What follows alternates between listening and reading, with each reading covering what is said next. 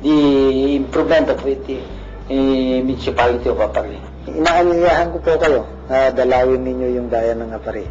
Kasi dito po, fresh lahat. Fresh air, fresh vegetable, fresh fish, fresh meat. Fresh po lahat dito and very friendly yung mga tao. Come visit Apari. And you will see the beauty of the place and the warm hospitality of the people of Apari. Ipagpatuloy mo ang iyong maayos at focus na pamumuno sa bayan ng Apari. Sumasaludo po kami sa inyo. Ang galing mo, Mayor Ismael V. Tumaru.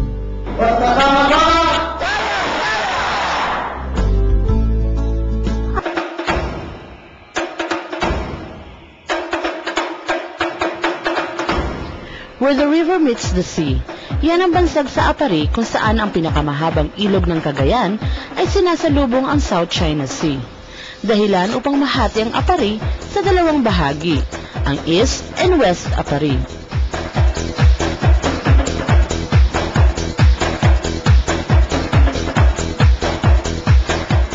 Kasabay ng pagdiriwang ng ika-328 na kapistahan ng kanilang mahal na patron na si St. Peter Gonzales of Telmo, ay ang paglulunsad ng kanilang kauna-unahang Aramang Festival, naglalayong humanay sa mga sikat na festival sa bansa. Nagsimula ang programa sa parada at pagkakaroon ng street dancing. Kanya-kanyang pakulo ang bawat grupo. Siyempre, ang bida, ang kanilang pinagmamalaking hipong Aramang.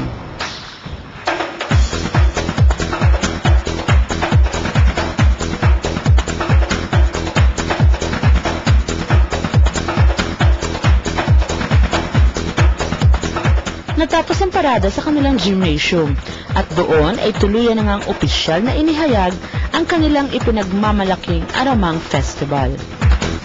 Doon muli nagpakitang gilas sa iba't ibang grupo.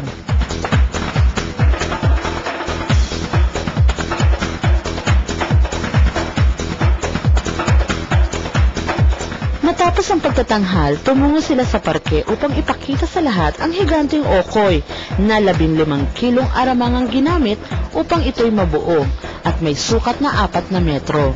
Hindi na nakapagpigil ang lahat para kainin ang kanilang obra. Mahigit sa 11 araw ang kanilang pagdiriwang ng kapistahan. Bakit nga ba ganito kahaba? Ako rin nagtataka Ako nagugulat kasi mula nung bata ako ganyan nakahaba yung fiesta namin. Then pangalawa, very sociable mga Aparianos.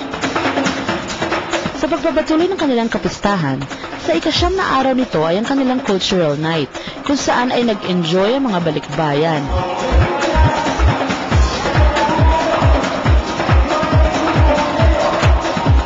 Nagkaroon din ng awarding para sa mga outstanding teachers ng bayan. Marami naman ang nakiisa sa Fluvial Parade para bigyang pugay ang kanilang mahal na patron. Habang hinihintay ang pagdating ng mga bangka, sabay-sabay ang lahat sa paghila ng lambat, simbolo ng pagsasama-sama habang kumakanta. Pampawala raw ito ng pagod ng mga Aparianos. Sa wakas ay dumating na rin ang iba't ibang bangka na may kanya-kanyang pakulo sa disenyo at kulay. Ang iba ay hila-hila pa ang kanilang mga huli. Hindi lamang mga lamang dagat ang makikita sa mga bangka, kundi na rin ang mga ani nilang pananim, bilang kanilang pagpapasalamat sa kanilang mahal na patron. Kapansin-pansin din ang mga okoy na kanilang ipinagmamalaki. Nang iahon ng lambat, lalong nagsaya ang mga Aparianos sa huli nilang tarakitok at kakak.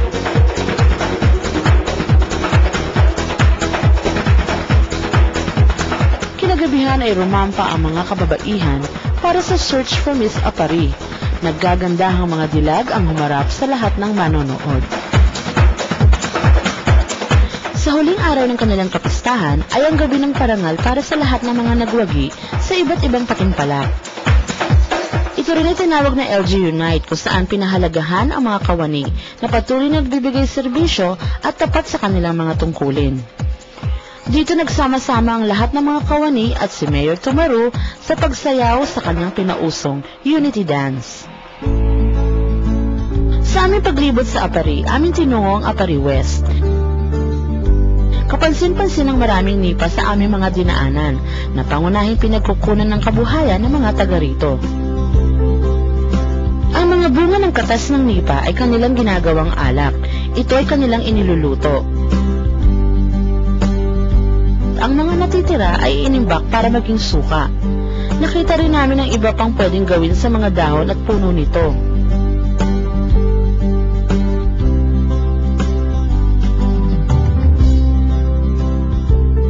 Sa harap ng palengke ay kapansin-pansin ang mga nagtitinda ng maliliit na shells.